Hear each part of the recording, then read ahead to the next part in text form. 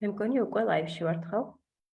კი ბატონო, სხვადასხვა ფანჯარაში, სხვადასხვა ადგილებიდან მივესალმოთ, ვინც თვალყურს გვადევნებს, უკვე პრაქტიკულად წელიწადზე მეტია.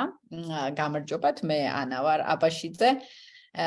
შემდეგ ფანჯარაში არის ანა არგანაშვილი და ჩვენი ლეკუნა, რომელიც გვეხმარება მისაწვდომი გავხადოთ ის, რასაც ვსაუბრობთ ადამიანებისთვის. ანა, რა თემაზე უნდა ვილაპარაკოთ დღეს? გითხარი მოკლედ.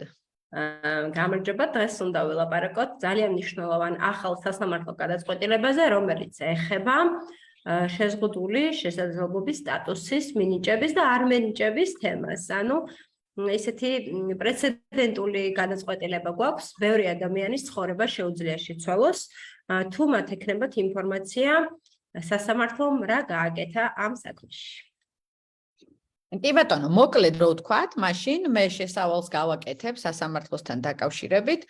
საქმე ეხება პატარა ბავშვს, რომელიც დავის დაწყების დროს 2019 წელს იყო წლისა და 10 თვის, ხომ არ მეშლება ანა 2 წლამდე ბავშვზეა საუბარი, რომლის დიაგნოზი არის დაუნის სინდრომი. და დედა მივიდა კონკრეტულ დაწესებულებაში, რათა ის პროცედურა, რომელიც ჩვენთვის ყველასთვის ცნობილია სტატუსის მინიჭებისთვის, სამედიცინო, საექსპერტო, ესე ვთქვათ, შეფასება გაევლო ბავშვს. თუმცა ეს მოვლენები ხდება სენაკში, რაიონში, თუმცა დაწესებულებამ უარი უთხრა დედას ორი მიზეზის გამო. პირველი უთხრა, რომ დაუნის სინდრომი არ არის სტატუსის მინიჭების საფუძველი, შეზღუდული შესაძლებლობის სტატუსზეა საუბარი. შესაბამისად, მხოლოდ დაუნის სინდრომის გამო ჩვენ არ შევაფასებთ ბავშვს, მაგრამ მეორე მთავარი მიზეზი დააყოლა, ეს იყო, რომ ბავშვი არის 3 წლამდე ასაკის, ანუ 3 წლის არ არის ჯერ, შესაბამისად შეუძლებელია თანმდევი სხვა ტიპის, ესე ვთქვათ, შეზღუდული შესაძლებლობის აღმოჩენა მოხდეს, ანუ შეფასება მოხდეს 3 წლამდე ბავშვთან. ეხლა ჩვენ ვინც გვისმენს, ანა, დამეთანხმები, რომ ყველასთვის ძალიან ცხადია რა ტიპის პრობლემაზე ვსაუბრობთ.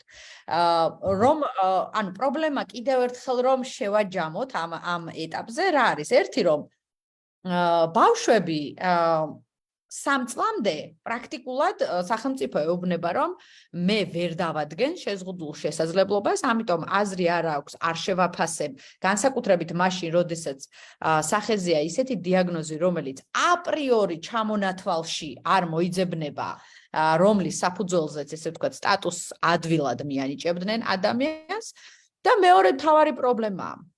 ესე იგი, ცხადად გამოჩნდა სამედიცინო მოდელის რაობა რეალურად პრაქტიკაში. ჩვენ მოკლედ გადავწყვიტეთ ამ ადამიანის პატარა ბავშვის დახმარება და მისი ძალიან ძლიერი მშობლის, რომელმაც ბოლომდე იბრძოლა და დავიწყეთ სასამართლო დავა. რა იყო ის მთავარი გამოწვევა ანა რო გითხრა სასამართლოსთან მიმართებაში? ანუ ვინ უთხრა უარი მშობელს კონკრეტულად და რას ვითხოვდით სასამართლოში პირველ ეტაპში? მშობელი რას ითხოვდა ბავშვისთვის პირველ ეტაპში? პირველ რიგში უნდა აღვნიშნოთ, რომ მარტო ფიეჩერი არ იყო, სხვა ადვოკატებიც იყვნენ ჩართული და ჩვენ ძალიან დიდი პატივისცემით, რა თქმა უნდა, მოუხსენიებთ მის შრომას. და საერთო ჯამში რომ გავაადვილოთ ახლა მსმენელის არაიურისტების მიერ აღქმა, პროცესი წარიმართა 2 მიმართულებით. პირველ რიგში, როგორც ანამ აღნიშნა, უარი უთხრა სენაკის ფსიქურჯანმრთელობის ცენტრმა სტატუსის მინიჭებაზე დედას და ბავშვს და ამას სამწუხაროდ დაეთანხმა რეგულირების სახელმწიფო სააგენტო, მადლობა ანა, და ეს ძალიან სამწუხარო იყო და კიდევ უფრო სამწუხარო იყო, რომ თავდაპირველად პირველი ინსტანციის სასამართლოც დაეთანხმა იმ მოცემულობას, რომ ქვეყანაში რადგან გვაქვს ძველი კანონმდებლობა, როგორც ანამ აღნიშნა, ჩვენი კანონმდებლობა დღეს ასე ვთქვათ, ვადაგასულ სამედიცინო მოდელს ემხრობა. არის დიაგნოზების ჩამონათვალი და თუ არ მოხვდი იმ დიაგნოზში, არ გაძლევს სტატუსს.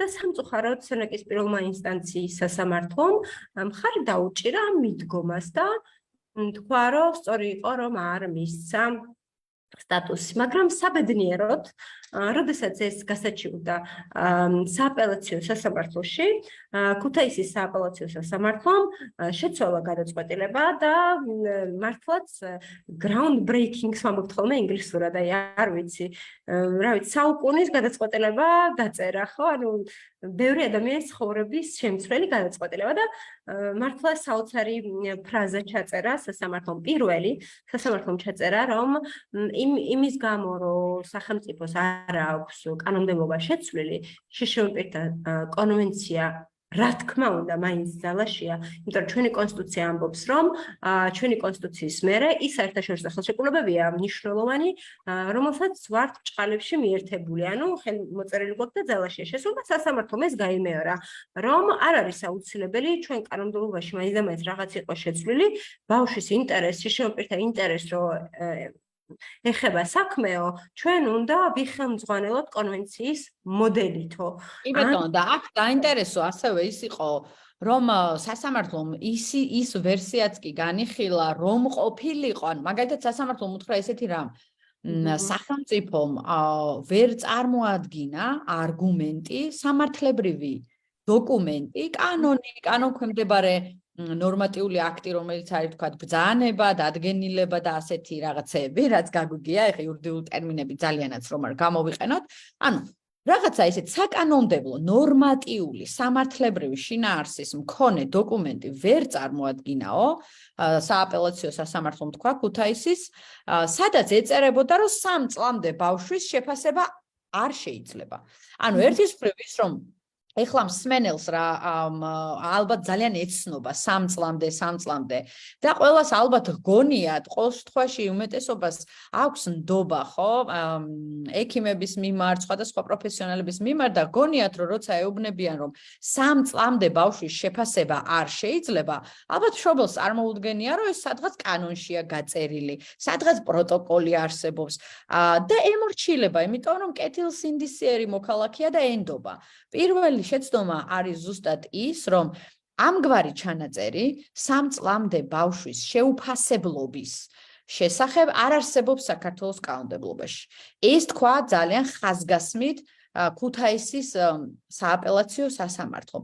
და ამას დაამატა ისიც, რომ დავუშვათ და კანონში არის ამგვარი ჩანაწერი, რომ 3 წლამდე ბავშვის შეფასებას აზრი არ აქვს და არ ვაფასებთ, ესეც არ იქნებოდა საკმარისი და შესაძლოა ეს ყოფილიყო სწორედაც დისკრიმინაციულიც კი ასაკის გამო, რადგან და აი ანა რასაც საუბრობდა, ხო? ჩვენ უნდა ვიხემძღვანელოთ ყოველთვის უფრო მაღალი ძალის მქონე სამართლებრივი დოკუმენტებით და ესეთი არის პირველ რიგში კონვენცია. შეზღუდული შესაძლებლობის მქონე პირთა გაეროს კონვენცია, რომელიც საუბრობს სწორედ სოციალურ მოდელზე, სადაც დიაგნოზების და მსგავსი წვრილ-წვრილი ჯანდაცვის სფეროს ჩამონათვალების ადგილი პრაქტიკულად აღარ არის დატოვებული და საუბარია გარემოზე, რომელიც ადამიანს უშლის თავისუფალ ცხოვრებას, მარტივად რო ვთქვათ.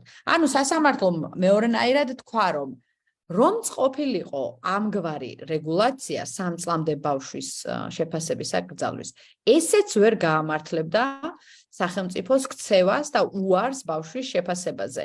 უფრო მეტიც, ინდივიდუალური მიდგომის საკითხზე იმსჯელა მოსამართლემ საკმაოდ ვრცლად და გააკრიტიკა პირველი ინსტანციის სასამართლოს გადაწყვეტილება ამ ნაწილშიც. თქვა, რომ მარტივად რო ვთქვათ, არც ერთი ბავშვი ერთმანეთს არ გავს, არც ერთი თუნდაც ერთი დიაგნოზის ქვეშ მყოფი ორი ადამიანის მდგომარეობა არ არის ერთნაირი. შესაბამისად, აუცილებელია და უარს ვერავინ ვერ ეტყვის ადამიანს მდგომარეობის შეფასებაზე და ამ შეფასების დროს უნდა იყოს ინდივიდუალური მიდგომა გამოყენებული და კონკრეტული ადამიანის კონკრეტული გარემოებები უნდა იყოს შეფასებული. ამიტომ ესეც არის სამომავლოდ და ვთქვათ, დღესაც შეიძლება ბევრ ადამიანს აქვს იგივე პრობლემა, გადამწყვეტად მნიშვნელოვანი ნაწილი ამ გადაწყვეტილების. როდესაც ვთქვათ, ინდივიდუალური მიდგომის გამოყენება კი არ ხდება, არამედ აი როგორ ვთქვათ, ხო, საერთო ქვაბში ჩაყრიან ყველას ერთად და შეიძლება ამ ქვაბს ერთი დიდი სათაური დაარქვან რომელიმე დიაგნოზი. აი ეს არის ის მოძველებული სამედიცინო მიდგომა, რომელსაც ქუთაისის სააპელაციო სასამართლო პრაქტიკულად გაემიჯნა. სანამ ვიტყვით აუცილებლად ვილაპარაკებთ იმაზე, რა ეფექტი შეიძლება ჰქონდეს ამ გადაწყვეტილებას სამომავლოდ ადამიანებისთვის, მანამდე მოდი კიდევ ერთ მნიშვნელოვან გადაწყვეტილებაზე ვილაპარაკოთ, ზიანის ანაზღაურების ნაწილი. კი, რა თქმა უნდა, საქმე ამით არ დამთავრებულა. გარდა იმისა, რომ ქუთაისის სააპელაციო სასამართლომ დაადგინა, რომ სტატუსი უნდა ჰქონდეს ბავშვს, რა თქმა უნდა, მიანიჭა. საქმე გაგრძელდა, ზუსტად ჩვენი დახმარებით, ჩვენ ჩავთვალეთ, რომ მთელი ის წლები და თვეები, როდესაც ბავშვი ვერ იღებდა მის სოციალურ გასაცემლოს, პენსიას რო უწოდებთ, იყო მისი უფლებების დარღვევა. ამიტომ ბავშვის დედასთან ერთად, ძალიან ყოჩახ დედასთან ერთად, ჩვენ მივმართეთ უკვე სასამართლოს ზიანის ანაზღაურების მოთხოვნით, რომ გადაეხადა, მოდი მარტივენაზე ვილაპარაკოთ, ანა, ხო? გადაეხადა ის ფული, რომელიც დააკლეს. ანუ მთელი ის თვეები, ის წლები, როდესაც მას უნდა აიღო ეს პენსია და არ აიღო, ჩვენ მოვითხოვეთ, რომ სახელმწიფოს გადაეხადა და მოხდა ძალიან კარგი ფაქტი, სხვაჩვერის სენაკის რაიონულ სასამართლოში მოვიგეთ ეს საქმე და სასამართლომ თქვა, რომ აუნაზღაურდეს ეს თანხაცო და ბავშვი რატო უნდა დაზარავდეს მთელი ის წლები და ის თვეები, როდესაც არ იღებდა პენსიას, ხო, ეგრეთ წოდებულ პენსიას. ხო, იმიტომ რომ დაახლოებით წელიწადზე მეტი გავიდა მას მერე, რაც დედამ დაიწყო პრაქტიკულად სამართლებრივი ბრძოლა საკუთარი შვილისთვის, ეს 2019 წელი. მას მერე რაც მოიგო მეორე ინსტანციის სასამართლოში, ან ქუთაისის სააპელაციო სასამართლოში დავა და ან მოგება რას ნიშნავდა, სასამართლომ დაავალა კონკრეტულ ესე ვთქვათ, სენაკის ზუსტი დასახელება, სამედიცინო დაწესებულებას, სადაც ფასდებოდა და შეეფასებინათ ბავშვის მდგომარეობა, დაავალა, რომ შეეფასებინა, მიუხედავად იმისა, რომ ბავშვი 3 წლამდე არ იყო, რის გამოც მას უარი უთხრეს. შესაბამისად, შეფასდა ბავშვის მდგომარეობა და მოგვიანებით ბავშვმა მიიღო სტატუსი. მაგრამ ამას ხო დრო დასჭირდა, გარკვეული პერიოდი გავიდა. დაახლოებით 2 წლამდე პერიოდი გავიდა ამ დავაში, ამიტომ სამართლიანი იყო, რომ ამ 2 წლის განმავლობაში განაცდური, ანუ აი ის სოციალური გასაცემელი, რომელსაც ჩვენ პენსიას ვეძახით, სწორად რომ შეეფასებინათ თავის დროზე ბავშვი ხომ მიიღებდა ამ კონკრეტული რაოდენობის თანხას ჯამში 2 წელზე გათვლილს. აი ზუსტად ეს იყო ის მეორე დავა, რომელიც ჩვენ დავიწყეთ და წარმატებით დასრულდა ეს დავა და ბავშვი მიიღებს იმ ყველა თვის პენსიას, რომელიც გამოატოვებინა სახელმწიფომ მისი უკანონო უარის გამო, შეფასებაზე უკანონო უარის გამო. მე მინდა რომ ვუპასუხოთ, კომენტარი დატოვა ერთ-ერთმა მსმენელმა ჩვენთან. ესე იგი 5 წლამდე შვილი არ შეაფასეს დაუნის სინდრომით დაიბადაო. წერს ერთ-ერთი ჩვენი მაყურებელი. დეტალები რა თქმა უნდა მნიშვნელოვანია, მაგრამ თუ ეს ის შემთხვევაა, რომ 5 წლამდე უბრალოდ ასაკი მიუთითეს და ამის გამო უარი უთხრეს საერთოდ შეფასებაზე, პრაქტიკულად შესაძლოა ითქვას, რომ ეს არის ზუსტად ის შემთხვევა, რა შემთხვევაზე ჩვენ ახლა ვსაუბრობთ, ამიტომ პირდაპირ შეგვიძლია ვუთხრათ ამ ადამიანს, რომ ეს დიდი ალბათობით არის იგივე უკანონო ქმედება, რაც ამ კონკრეტულ ბავშვთან მიმართებაში იყო, რაზეც ჩვენ ახლა გესაუბრებით.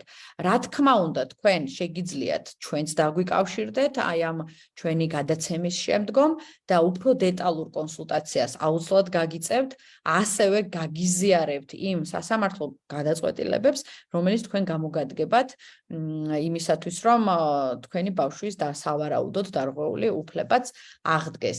მე მგონი მცირედი ტექნიკური პრობლემა გვაქვს ანასთან, რომელიც ამ წუთას არ ჩანს ეკრანზე, მაგრამ არაუშავს. თავი ამეც არ გავიტიშო, გავაგრძელებთ და ჩვენი ლეკუნა გააგრძელებს, იმიტომ რომ ლეკუნაც ასევე ექსპერტია იმ საკითხებში, რაზეც საუბრობთ. მოკლედ, ძალიან მნიშვნელოვანი არის წარმოვიდგინოთ რა გააკეთა ქუთაისის სააპელაციო სასამართლომ და ის გავლენა, რაც შეიძლება გამოიწვიოს ამ გადაწყვეტილებამ. შევახსენოთ საზოგადოებას ისიც, რომ ბევრი წელია, უკვე ვეღარც ვითვლით რამდენი წელია, სულ მცირე 2014 წლის შემდგომ სახელმწიფო გვპირდება, რომ შეცვლის სამედიცინო მოდელს ქვეყანაში შეზღუდული შესაძლებლობების საკითხზე, საერთოდ, რომელიც ბევრი თვალსაზრისით არის ღირსების შემლახველი. იმ ადამიანებისთვის, რომლებიც ფლობენ, ანაც ამასობაში დაგვიბრუნდა, ადამიანებისთვის, რომლებიც ფლობენ შეზღუდულ შესაძლებლობას. და სახელმწიფო გვპირდება ბევრი წელია, რომ გადავა სოციალურ მოდელზე. ანა, მოდი ცოტა მაინც ვისაუბროთ, რა არის სოციალური მოდელი? კიდევ კარგად რომ ახსნათ, როგორ ცვლილებას ველოდებით ჩვენ სახელმწიფო სისტემის და რას შეცვლის სოციალური მოდელი ადამიანების ცხოვრებაში. ბოდიშით რომ ინტერნეტის მხარვეზი მქონდა, ჩვენ აუცილებლად უნდა ვუთხრათ მშობლებს და შემოპირებს, რომ სინამდვილეში სტატუსის მინიჭება არის ის ფორმალობა, რომელიც მათ ჭირდებათ სხვადასხვა სერვისების და სხვადასხვა სახელმწიფო მხარდაჭერის მისაღებად.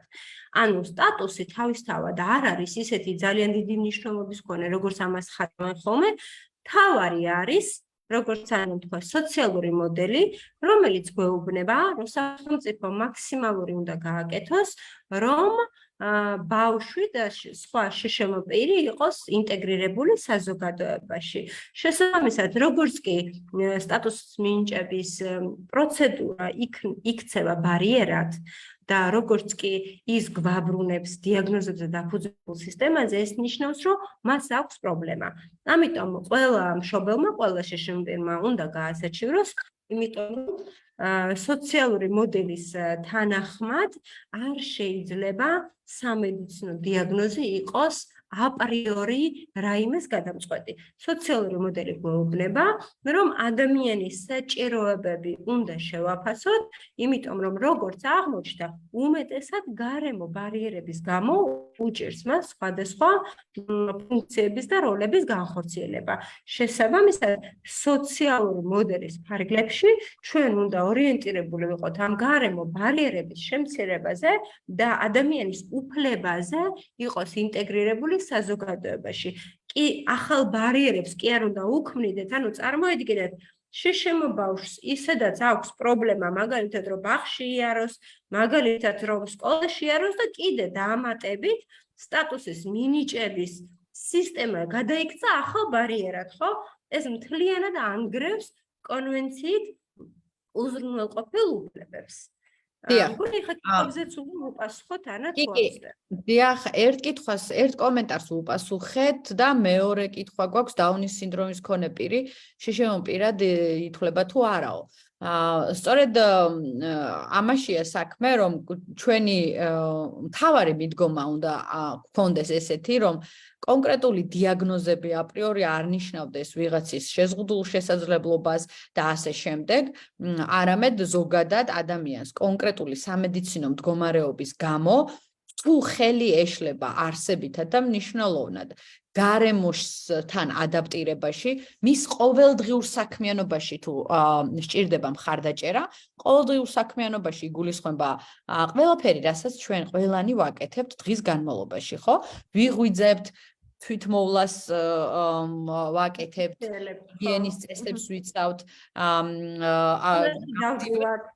გარეთ გავდივართ, ანუ გადავადგილდებით ვიყენებთ, ტრანსპორტს მივდივართ სამსახურში, ან სწავლობთ, ან მივდივართ გასართობ ადგილას, კულტურულ ადგილას, ვქმნით ოჯახს, ვაჩენთ შვილებს, ასე შემდეგ, ხო? აი ეს არის ის აქტივობები, რასაც ყველა ადამიანი ვაკეთებთ. თუ კონკრეტულ პიროვნებას, მისი სამედიცინო კონკრეტული მახასიათებლის გამო, აი ამ ჩამოთვლილ მდგომარეობებში ეზღუდება თავისუფლება და დამოუკიდებლად უჭირს კონკრეტული ფუნქციის განხორციელება არსებული ბარიერების გამო, უკვე შეიძლება განვიხილოთ ადამიანი შეზღუდული შესაძლებლობის მქონე პირის სტატუსის მომპოვებლად. თუმცა დღეს მან ისევ გავიმეოროთ, ხო, საქართველოს აქვს არასამართლიანად გაკეთებული ჩამონათვალი დიაგნოზებისა, რომელშიც ამ წუთას ცალსახად დაუნის სინდრომი ცალკე აღებული არ წერია როგორც სტატუსის მინიჭების დიაგნოზი, შეზღუდული შესაძლებლობის დიაგნოზი, თუმცა ჩვენ ვიცით, რომ არის შემთხვევები, როდესაც დაუნის სინდრომთან ერთად არის სხვა თანმდევი სამედიცინო საჭიროებები. შეიძლება იყოს, თქვათ, გონებრივი შესაძლებლობის შეზღუდვის სხვადასხვა ხარისხები, სხვადასხვა სამედიცინო გამოწვევები. შესაბამისად, როდესაც დაუნის სინდრომის მქონე ადამიანის სტატუსის მინიჭებაზე ლაპარაკი, მას აფასებენ სხვა თანმდევ სამედიცინო საკითხებთან ერთად. ცალკე აღებული მხოლოდ დაუნის სინდრომი არ წარმოადგენს სტატუსის მინიჭების საფუძველს. მოდი ცოტა ხნით იმაზე შევთანხმდეთ, ჩვენს მსმენელებსაც მოუწოდოთ, რომ დიაგნოზებს აღარ უნდა მივაქციოთ ყურადღება, როგორც ანამ თქვა, იმიტომ რომ სასამართლომაც ასე თქვა, მთავარია თუ არის გაეროს კონვენციის მიხედვით შეზღუდული შესაძლებლობის. ანუ თუ რაიმე ტიპის შეზღუდვა აქვს დიაგნოზის და მიუხედავად, თუ ეს შეზღუდვა არის დროში განგრძობითი, ანუ დღეს არ თავდება, ხანგრძლივად აქვს და თუ აი ამ ორი პირობის მერე ის ხელს უშლის ყოველდღიური საქმიანობის განხორციელებაში, ინტეგრაციაში. ეს პირობები თუ არის სახეზე, მაშინ დიაგნოზს აღარ ვუყურებთ. ეხლა შემდეგი კითხვა აუტისტურ სპექტრს შეეხება, ზუსტად ამაშია საქმე. არ აქვს მნიშვნელობა დიაგნოზს, თუ არის სახეზე კონვენციით გათვალისწინებული პირობები, მაშინ ის არის შეზღუდული შესაძლებლობის. ანა, შენი ნებართვით მე მინდა ყველა მსმენელს უთხრა, რადგან ესეთი კითხვები წამოვიდა ძალიან კონკრეტული და სასარგებლო იქნება, რომ თავადაც გქონდეთ ის სამართლებრივი დოკუმენტები, სადაც ჩამოთვლილია სტატუსის, ესე ვთქვათ, მისაღებად ის კონკრეტული დიაგნოზები. სამწუხაროდ, კიდევ ერთხელ ვამბობთ, რაც არასწორია, მაგრამ დღეის ვერსია რაც არის, ჩვენ აუცილებლად მივაწოდებთ აი დღევანდელი შეხვედრის ორგანიზატორებს ამ კონკრეტულ ლინკებს, სადაც თქვენ ნახავთ იმ დოკუმენტს, სადაც ზუსტად ეს ნუსხა ჩამოთვლილი და ვთხოვთ აი ამ ჩვენი შეხვედრის ორგანიზატორებს, მაკ ჯორჯიას, რომ როდესაც განთავსდება აი ეს ჩვენი დღევანდელი ჩანაწერი Facebook გვერდზე, რაღაცნაირად ან კომენტარებში, ან სადღაც ჩავსვათ ის ლინკი, სადაც ნებისმიერი დაინტერესებული პირი გახსნის და ნახავს. თუმცა ჩვენ თუ მოუწოდებთ, რომ დიაგნოზების მიუხედავად დაიცვან ბავშვის უფლებები, მაშინ ასევე ძალიან რელევანტური იქნება, რომ სასამართლოს გადაწყვეტილებაც მივაწოდოთ, იმიტომ რომ რეალურად სასამართლომ ზუსტად ეგ თქვა, რომ დიაგნოზებით არ შემოვიფარგლოთ. გარდა ამისა, სასამართლომ ერთი ძალიან საინტერესო რაღაც თქვა. ნახეთ, საქართველოს მთავრობას აქვს ესეთი ცდუნება. აი დაგგულე, ანა, დაგგულე. შეხედე? მე მგონი შენი თავი დაგულე. არა, მე გული გამოსახე იმაზე, რაც თქვი, რომ გადაწყვეტილებები ცნო მივაწოდოთ. ეს ძალიან. მაშინაც გამოსახავ. ანუ სასამართლომ კიდევ ერთი საინტერესო რაღაც თქვა, ამას ვამბობდი, რომ ჩვენი მთავრობა ხშირად შეუერთდა კონვენციას, მაგრამ სხვადასხვა სფეროში არ ცვლის კანონმდებლობას. ანუ ახალ კანონებს არ იღებს და ფაქტიურად ამ გადაწყვეტილებებით სასამართლო თქვა, რომ ნუ მიიღებს ამ ახალ კანონს, ამან არ უნდა დაარღვიოს შშმ პირის უფლებები. ჩვენ დავეყრდნობით კონვენციას. ანუ კარგად გვინდა რომ გავიაზროთ, რატომ არის ეს გადაწყვეტილება ფაქტიურად უდიდესი ღირებულების მატარებელი, რომ ფაქტიურად სასამართლომ უთხრა მთავრობას, რომ შენ თუ კანონს არ განაახლებ კონვენციის მიხედვით, შენვე დაზარავდები. აქამდე თუ შენ ამ კანონის არ მიიღებით ფაქტიურად უარსეუბნებოდი უფლებაზე, ახლა უკვე მე სასამართლო ვამბობ, რომ ეს უფლება არ უნდა დარჩეს დაუცველი. ანუ სასამართლო მე კონვენციით დავავალებ სხვადასხვა უწყებას, რომ უფლება იყოს დაცული. ანუ ეხლა ჩვენ გვეკითხებიან ამ დიაგნოზე, იმ დიაგნოზე და შეიძლება კარგად ვერ ახსენით, რომ დიაგნოზებზე არ ვართ ორიენტირებული. თავარია როგორია ბავშვის საჭირო. კი, აი ზუსტად მოდით აი ბოლო შეკითხვა, კიდევ ერთ შეკითხვას მივუბრუნდეთ. ანა, აღწერილია მდგომარეობა ქალბატონი გვწერს სავარაუდოდ შვილის და საბოლოო ჯამში სახელმწიფომ უთხრა უარი სტატუსის მინიჭებას და დაახლოებით ზუსტად ისეთი ჩემი აზრით ძალიან უსამართლო პასუხი. აი, სადღაც 8%-ამდე უნდა იყოს ხედველობა თუ 10%-ამდე თუ 15%-ამდე და აი ესეთი ვიწრო ჩანაწერები, რაც პირდაპირ გეტყვით რომ არასწორია. ამის თქმა ახლავე შეგვიძლია ჩვენ, იმიტომ რომ 8% და 10% საერთოდ არცემს კითხვას პასუხს. ადამიანს ეშლება თუ არა ხელი არსებითად იფუნქციონიროს როგორც ყველა სხვამ, დამოუკიდებელი იყოს და არ გამოაკლდეს არც ერთ სიკეთეს, რომელიც შექმნილია ადამიანებისთვის. ამიტომ ჩვენ ვთხოვეთ ასევე ორგანიზატორებს, რომ ჩვენი ოფისის ტელეფონის ნომერი დაეწერათ პასუხად. გთხოვთ, ეს არის PHR-ის ოფისის ნომერი. გთხოვთ, რომ დაგვირეკოთ აუცილებლად და ჩვენ ყურადღებით დეტალურად მოვისმენთ თქვენს სიტუაციას. აი ამ ქალბატონსაც ვთხოვთ, ვინც აი ხედველობის წერს და აუცილებლად უფრო ესე ვთქვათ სუყე ინფორმაციას მოგაწვით, როგორ უნდა მოიქცეთ და რა გზა არის სამართლებრივად თქვენი დარღვეული უფლებების აღდგენის. ანუ მანამდე კი თუ ვთქვათ ვერ დაგვირეკავენ, ზოგადად მათ გაეხსნათ ახალი გზა, როდესაც მათი შეხედულებით უსამართლოდ ეტყვის რომელიმე სამედიცინო დაწესებულება ბავშვის სტატუსის მინიჭებაზე უარს, ეს შეუძლიათ გაასაჩივრონ სასამართლოში. ანუ სასამართლოს გზით მოიპოვონ ეს სტატუსი და ის თვეები და წლები, როდესაც ბავშვს დააკლდა ეს პენსია, ასევე მოითხოვონ, რომ სასამართლომ დააკისროს ამ თანხის ანაზღაურება სამედიცინო დაწესებას. აი ეს პრეცედენტია შექმნილი, რომ უარის თქმა სამედიცინო დაწესებულების მხრიდან გამოვიდა, რომ ფული ჯდება, ასე ვთქვათ, უხეშად რომ. ეს ძალიან საინტერესოა. ბევრი ფული დაუჯდება კლინიკას. სწორი კონსულტაცია ან არასწორი მომსახურება ამ კონკრეტულ საქმესთან დაკავშირებით უიმიჯელებთ, რამდენიმე 1000 ზიანის ანაზღაურებაზეა საუბარი. ეს არის რომელიც აი ძალიან მომწონს, რომ ჩვენი მსმენელები უკვე ესე ძალიან კარგად იურიდიულ ლაბირინთებში ძალიან კარგად ნავიგაციას ახდენენ. არა, ეს არ არის საკონსტიტუციო სასამართლო, ჩვეულებრივი თბილისის საქალაქო სასამართლო, რაიონული სასამართლო, ანუ რეალურად ეს არის საერთო სასამართლოების სისტემა, სადაც უნდა შეიტანოთ თქვენ სარჩელი. დაგჭირდებათ, რა თქმა უნდა, იურისტის კონსულტაცია, ან ჩვენი ორგანიზაცია, ან თუ ჩვენი რესურსი არ გასწვდება, ნებისმიერი სხვა იურისტის კონსულტაცია უნდა გამოიყენოთ და არ დაგვავიწყდეთ. ყველა ბავშვის უფლებათა კოდექსით ეკუთვნის უფასო იურიდიული დახმარება, თუ მიმართავთ იურიდიული დახმარების სამსახურს.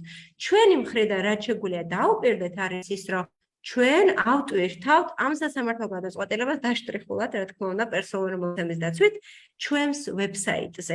აიღებთ ამ სასამართლო გადაწყვეტილებას, მიუტანთ იურის, ან თქვენ თვითონ დაწერთ ადმინისტრაციულ სარჩელს და და შეიტანთ. მოითხოვთ, რომ დაადგინოს სტატუსი, მოითხოვთ, რომ კომპენსაცია განესაზღვროს. ხანდახან მე და ანას საყვედურობენ ხოლმე სხვა ადვოკატები, რომ ეგრე ადვილი არ არის და მარტივებთ.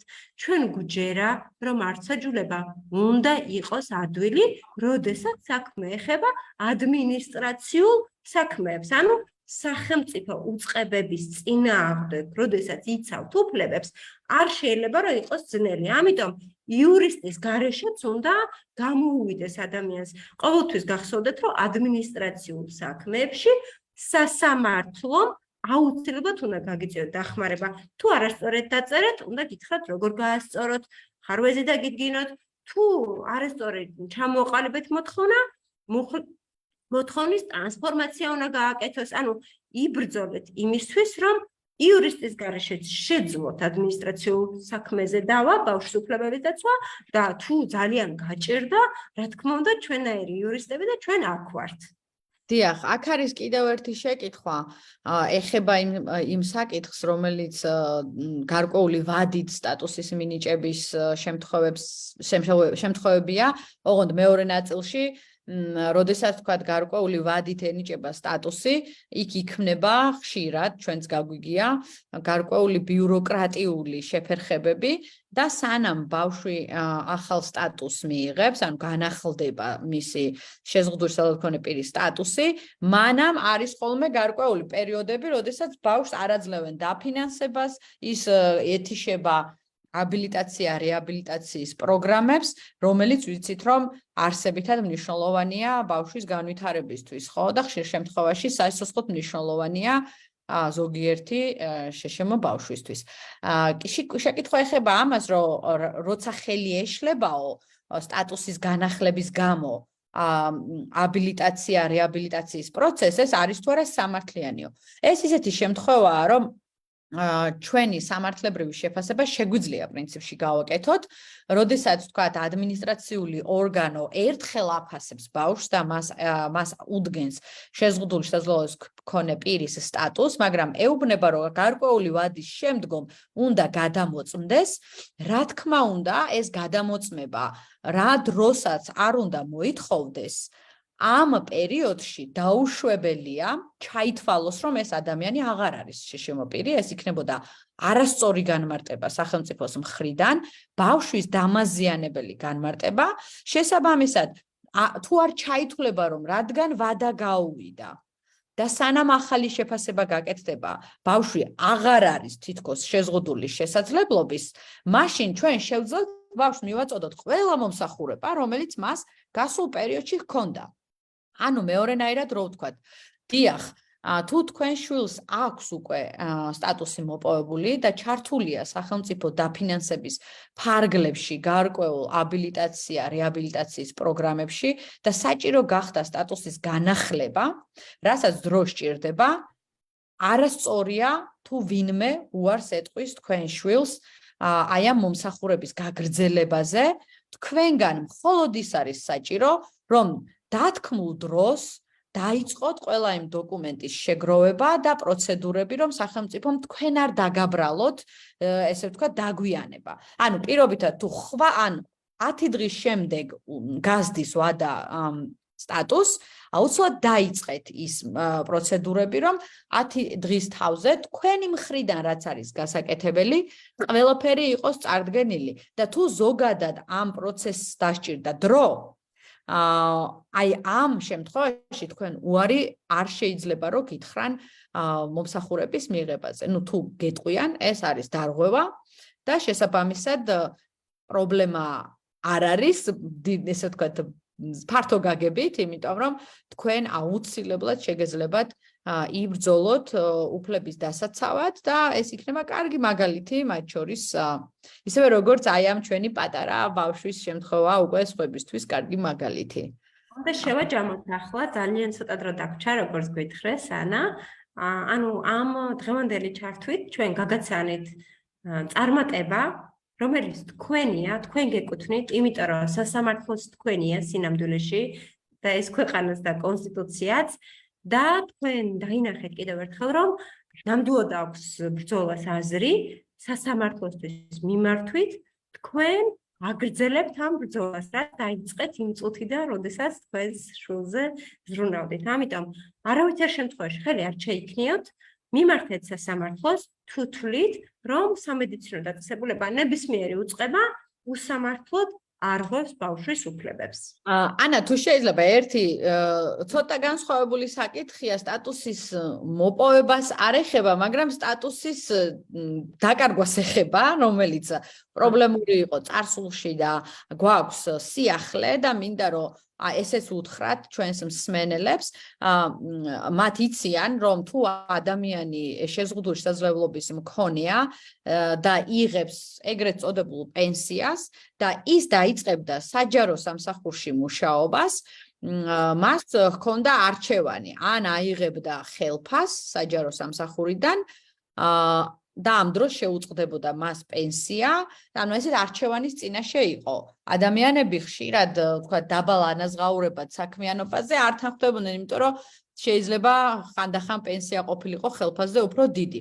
მოკლედ, კარგი ამბავი ისაა, რომ ბევრი ადამიანის, ბევრი ორგანიზაციის, სახალხო დამცველის და შშმ პირთა თემის ბრძოლის შედეგად სახელმწიფო იძულებული გახდა ეს შეზღუდვა შეეცვალა. ანუ, ეს რას ნიშნავს, მეგობრებო, თუ თქვენ ფლობთ შეზღუდულ შესაძლებლობას, იღებთ თქვენს კუთვნილ პენსიას, სოციალურ გასაცემელს, თქვენ თავისუფლად შეგიძლიათ დაიწყოთ მუშაობა საჯარო სამსახურში, ანუ საბიუჯეტო დაფინანსებაზე მყოფ ორგანიზაციაში და თქვენ ამ შემთხვევაში აიღებთ ორივეს, პენსიასაც და ხელფასსაც. ანუ ადრე რო იყო, როგორც კი მუშაობას იწყებდით, სტატუსი ჩერდებოდა და პენსია აღარ გაიცემოდა, მოკლედ ეს შეიცვალა. ეს ძალიან კარგი ცვლილებაა. უსამართლოდ უწევდათ არჩევანის გაკეთება ადამიანებს წარსულში და გვინდა რომ თქვენ იცოდეთ, რომ ესეთი არჩევანი აღარ მოგიწევთ და რა თქმა უნდა, გისურვებთ ყველას რეალიზებას პროფესიულს, სამუშაოს, ღირსეულ სამუშაოს პოვნას და დამოუკიდებელ ცხოვრებას. კიდევ ერთი შეკითხვა მგონი, ბარემ ვუპასუხოთ. 6 თვის განმავლობაში თუ არ აიღე სოციალური პაკეტი, უქმდებოდა თვითონ სტატუსის აღდგენა, როგორ ხდება? კი, რამდენიმე საფუძველია, რა დროსაც ჩერდება ან უქმდება კონკრეტული სტატუსი, შესაბამისად პენსია აღარ გაიცემა და ერთ-ერთი არის ნამდვილად 6 თვის განმავლობაში თუ არ ხდება გამოყენება იმ თანხის, რომელსაც ჩვენ პენსიას ვეძახით.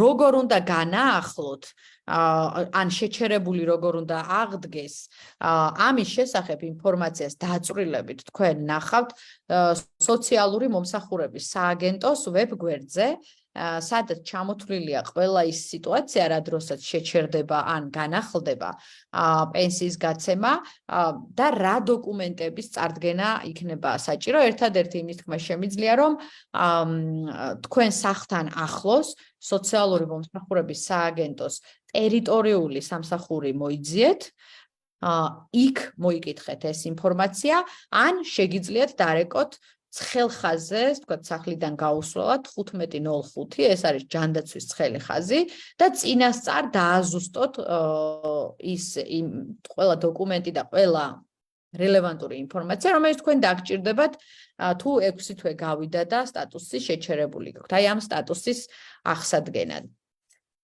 ეთილი.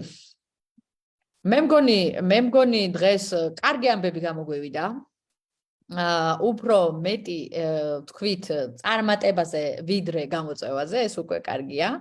თუმცა წინ არის ძალიან ბევრი რამ შესაძლებელი და როგორც ხედავთ და ამით შევაჯამოთ, როგორც ხედავთ, ყველა წარმატებული ამბის უკან დგას თავად შშმ პირი, შშმ ბავშვი, მათი ოჯახის წევრები და მათი მხარდამჭერები და კარგი ამბის შემქმნელებით ზუსტად ეს ადამიანები არიან. ასე რომ თუ გრძნობთ, რომ რაღაც უსამართლოდ ხდება, არავის დაიჯეროთ აპრიორი, არც ექიმის, არც ფსიქიატრის, არც იურისტის, მოკლედ გადაამოწმეთ ბევრგან ის პასუხები, რომელსაც თქვენ გეუბნებიან და მხოლოდ ამის შემდგომ ასე ვთქვათ, გადაწყვიტეთ რა უნდა გააკეთოთ. იმიტომ რომ ხშირად არასწორი კონსულტაციის და არასწორი ინფორმაციის გამო ადამიანები აღარ იბრძვიან და მშობლებიც ხშირად ასეთი არასწორი ინფორმაციის, ესე ვთქვათ, მსხვერპლები არიან. ჩვენთან, რა თქმა უნდა, კონსულტაცია არის ყოველთვის უფასო და სიამოვნებით დაგეხმარებით თუ ჩვენთან დარეკავთ თუ არა და როგორც ანამ თქვა, უფასო იურიდიული დახმარების სამსახური გაგიწევთ ასევე უფასო კონსულტაციას თქვენ და თქვენს შვილებს, ბავშვებს განსაკუთრებით, პრინციპში ყველა თემაზე, რომელიც უფლებების აღდგენას ეხება. ეხლა დავემშვიდობოთ მაშინ დღევანდელ დღეს. ძალიან დიდი მადლობა, რომ ჩვენ გვისმენთ, გვიყურებთ, თვალს გვადევნებთ.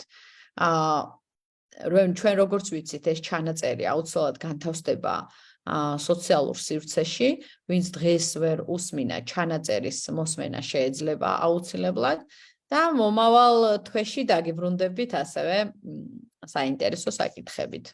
კარგად იყავით, მადლობა.